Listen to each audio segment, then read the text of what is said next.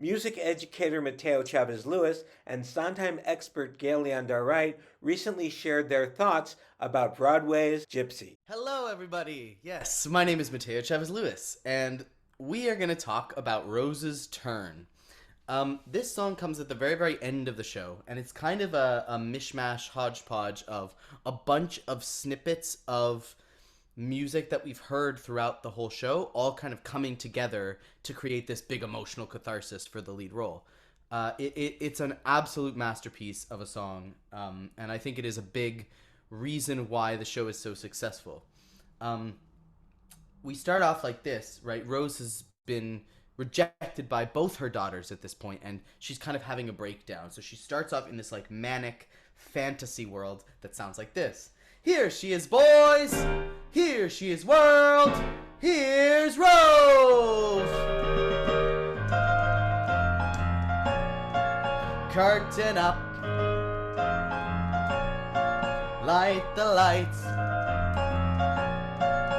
So already we can hear like this is a fantasy world because there's nothing wrong with the accompaniment. It is perfect. We've got this very vaudeville showman type rhythm in the right hand. This we've all heard that before, and then this chord progression, heart and soul, I fell in love with you, heart and soul, right? Like that's a chord progression we've heard a billion times as well. And so it almost sounds like she's completely ignoring the fact that her world is falling apart, and she's like, nope, everything's fine, don't worry.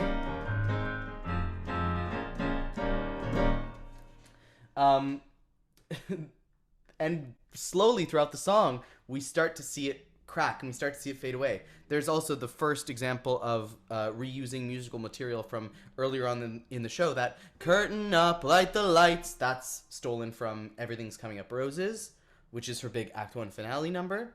Then we get, in a little bit later, we get some people got it and make it pay. Some people can't even give it away, which is obviously a reference to Some People, which is her big solo at the beginning of Act 1. So we've got these two solos from Act 1 that Rose has.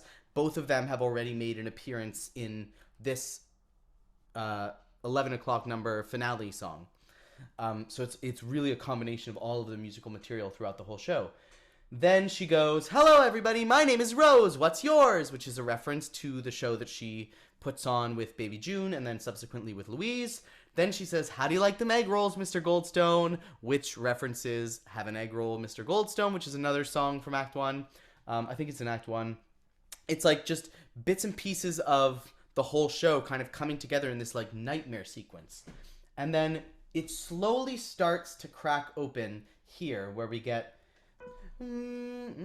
Mama's talking loud, Mama's doing fine, Mama's getting hot, Mama's going strong, Mama's moving on, Mama's all alone, Mama doesn't care, Mama's letting loose, Mama's got the stuff, Mama's letting go, Mama, Mama, Mama.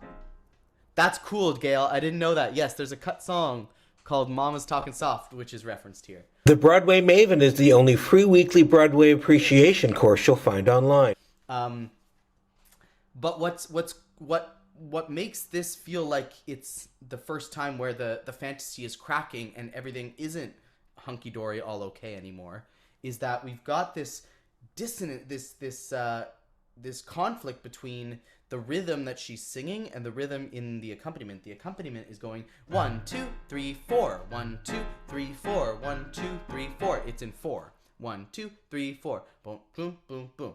But she's singing, Mama's talking loud, Mama's doing fine, Mama's getting hot, 1 and 2 and 3, 1 and 2 and 3, 1 and 2 and 3.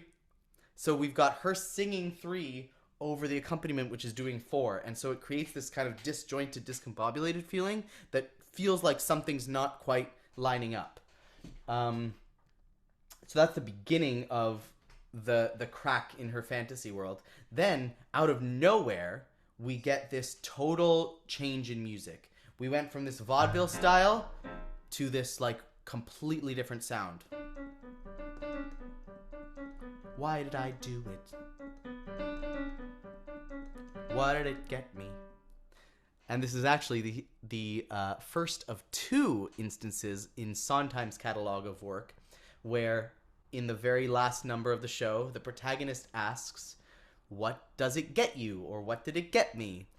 or something to that effect. If you know what the other musical is where the protagonist asks a similar question, put it in the chat. Another Sondheim musical, the protagonist asks a similar question at the end of the musical. Scrapbooks full of me in the background. Give them love, and what does it get you? One quick look as each of them leaves you. So it's the same melody.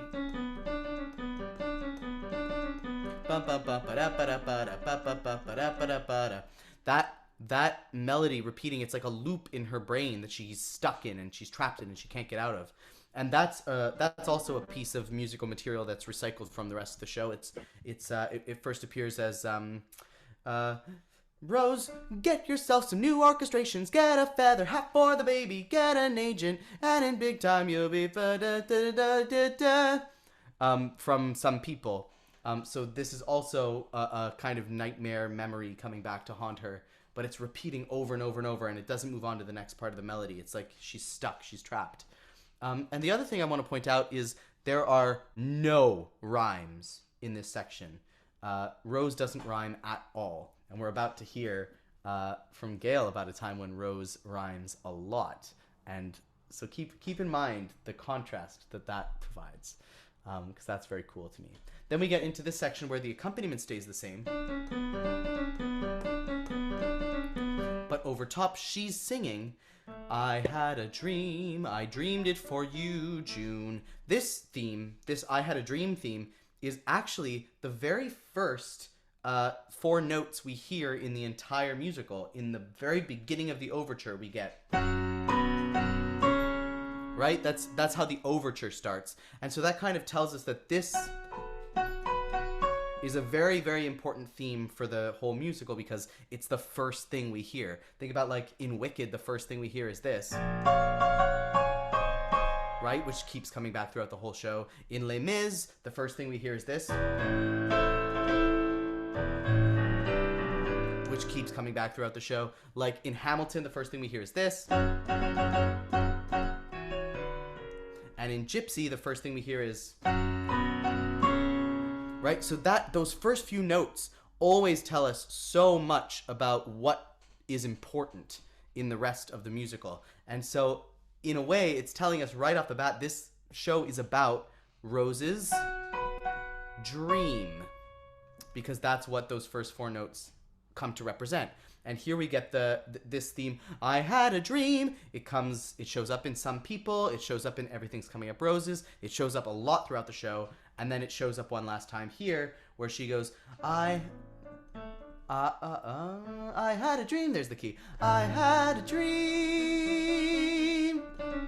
But it crunches with it clashes with this accompaniment. Like, do you hear the chord? Like, it doesn't fit with the accompaniment at all. Everything feels wrong. Everything feels horrible, like a nightmare, like a breakdown. And then we get to this. The other thing I forgot to mention. Earlier on, she says, all your life, and what does it get you? Thanks a lot, and out with the garbage. They take bows, and you're batting 0. That's an important line. They take bows, and you're batting 0. Because at the end here, we get, someone tell me, when is it my turn? Don't I get a dream for myself? Starting now, it's gonna be my turn. Gangway world, get off of my runway. Starting now, I bat 1,000. This time, boys, I'm taking the bows and there we have this reference to the line that was set up earlier on in the song. She said, they take bows and you're batting 0. Well, now it's starting now, I bat 1,000 and I'm taking the bows and there's a clever rhyme from Sondheim, 1,000 bows and then we go into everything's coming up rose, and here's the return of that fantasy chord progression where everything's fine and everything's cool and nothing's wrong.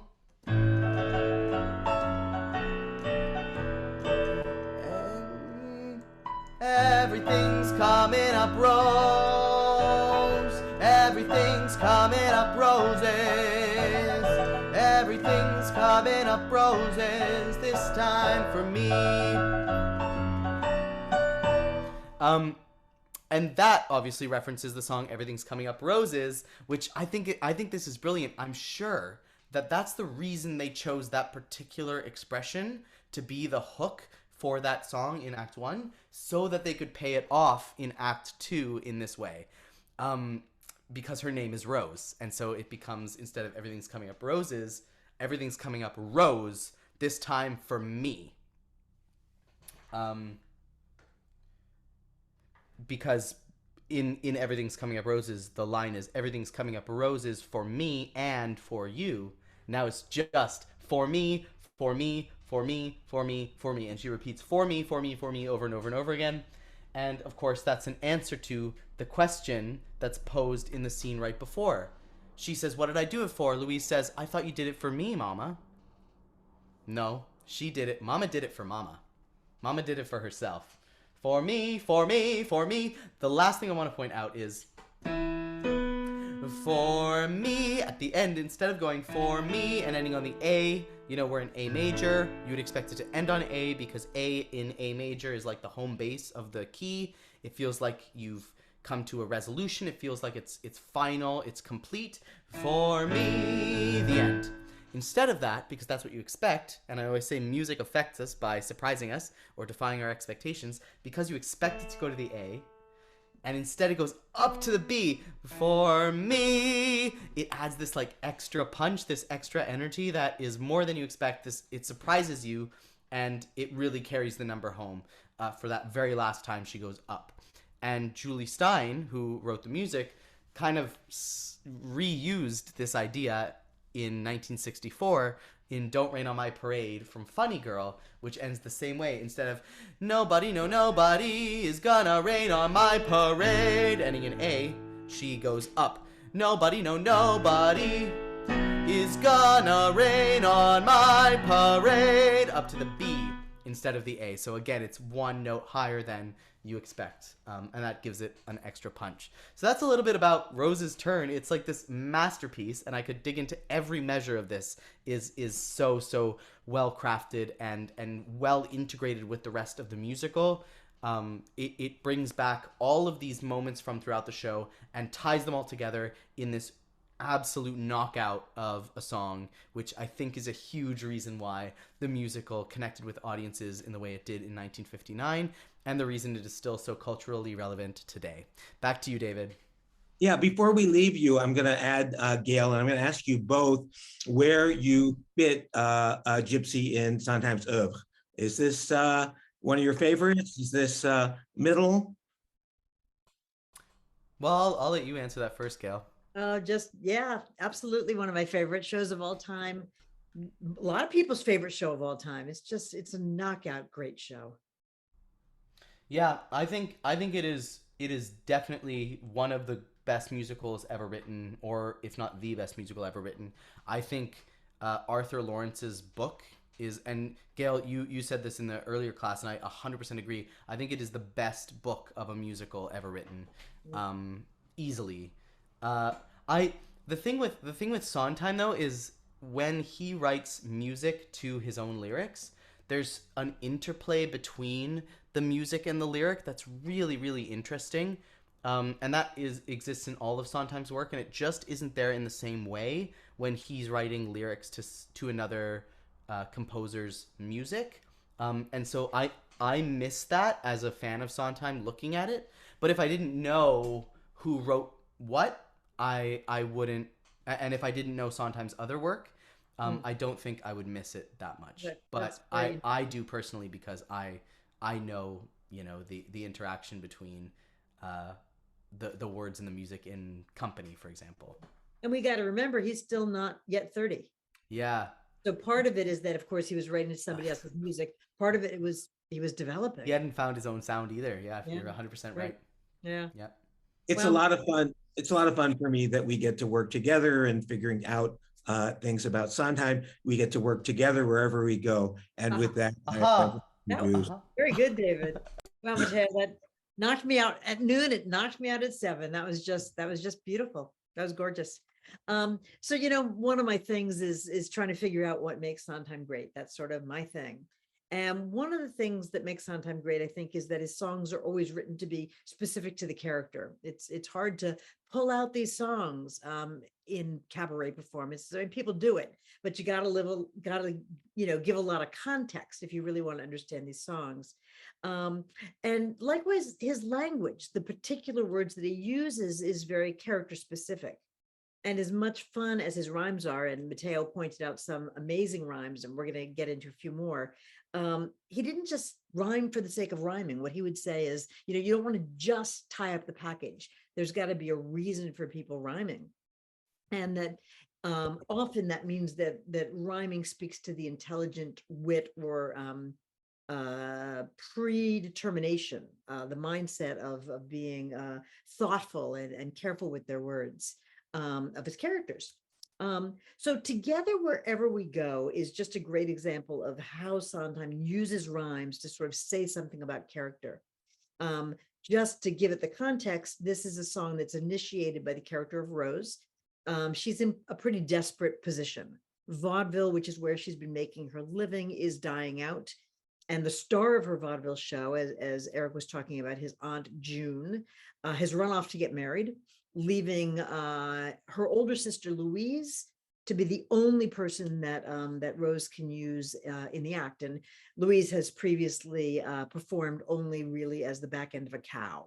So Rose is in trouble. And what she's trying to do with this song is convince herself and her daughter and her boyfriend / manager Herbie that they're going to be just fine. The three of them can go on without June, and everything's going to be terrific. Sondheim has written a lot about rhymes over the years. He liked to talk about rhymes. And among the things that he said was that rhymes speak to an organized mind, sophistication, and intelligence. Not rhyming implies the opposite. He's also said not rhyming implies a distracted state of mind, or there's lots of different things he said, but these are important things for us. Remember, Rose is trying to persuade Louise to do something she doesn't want to do. And it makes sense, therefore, that Rose's language would be filled with rhymes. To my mind, they indicate something carefully thought out, or at least carefully expressed, something manipulative. So I want to zero in on just a few of the rhymes from the song to demonstrate this. So the end rhymes, the ones at the end of the lines, are pretty easy to point out, right? We've got that. He goes, she goes, amigos. The A shouldn't be highlighted there. That's a great deal of fun. But we've also got the repetition of go and no. And those are, some internal rhymes, which is also, adds to the delight of the song. It speeds the thought up, which is another purpose of rhymes. And I'm not the only one who thinks that these are fantastic rhymes. When we were writing Gypsy, Julie Styne called me one day. We'd written about 6 songs, and Julie called me and said, Ethel, meaning Ethel Merman, had just called him and said that her friend Cole Porter was very depressed. He had recently had his second leg amputated, and he felt that his career and his life was over. And Ethel said to Julie, would you mind coming up and playing some songs for Cole? And Julie asked me if I would. I said, would I mind? I would be thrilled. So we went up to the Waldorf Astoria Towers, which is where he lived, and played for him. And one of the songs we'd written was Together, Wherever We Go. It was the second act song. And Together, Wherever We Go has a release, the first release in the middle of the first chorus goes, wherever I go, I know he goes. Wherever I go, I know she goes. No fits, no fights, no feuds, and no egos. Amigos together. And I sang it, and I got to the word amigos, and I heard in the corner of the room, I heard, and I'd gotten him. He didn't see the fourth rhyme coming. And it was a gasp of delight, and also Cole Porter always peppered his lyrics with foreign words. So amigos was a real Cole Porter word. So on top of it, it is the high point of my lyric writing life, and I say that at risk of hyperbole. I say that I remember that moment. It was so thrilling to me. Great story. So I bet you caught some more rhymes, in particular in the bridge. It's really a stunning use of rhymage. And because they go by so quickly, I wanted to actually focus in on it by taking that bridge apart. So check out all the O rhymes: row, duo, ho, trio, o. Great fun. And to add to the fun, Sondheim put in a couple of oo rhymes. There we got it. You, spelled differently. Who, you, and a couple of E rhymes with me and we. I find this phrase in particular just amazing. Any I-O-U, I-O-U-O, or any I-O-U, I-O-U-O. Just shoving those rhymes in. It's really just something. All of this is just fantastic, but the bridge to the song actually presents a little kind of a wrinkle. In his book, Finishing the Hat, Sondheim writes, the most effective type of rhyme for theater song is a true or perfect rhyme. Two words or phrases whose final accented syllables sound alike, except the consonant syllable sounds which precede them.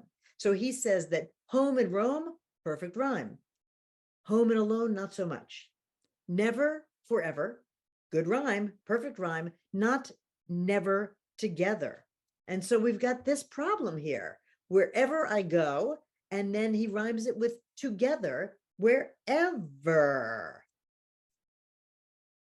So as I just mentioned, Sondheim was quite young when he wrote this lyric, so maybe that's it. But later in his book, Finishing the Hat, he talks about the fogginess of the near rhyme, that together wherever, is partially mitigated, he says, by the fact that this is a title phrase, which made it seem somehow part of the fabric of the song. So I will let you be the judge of that. And here's another video I think you'll like.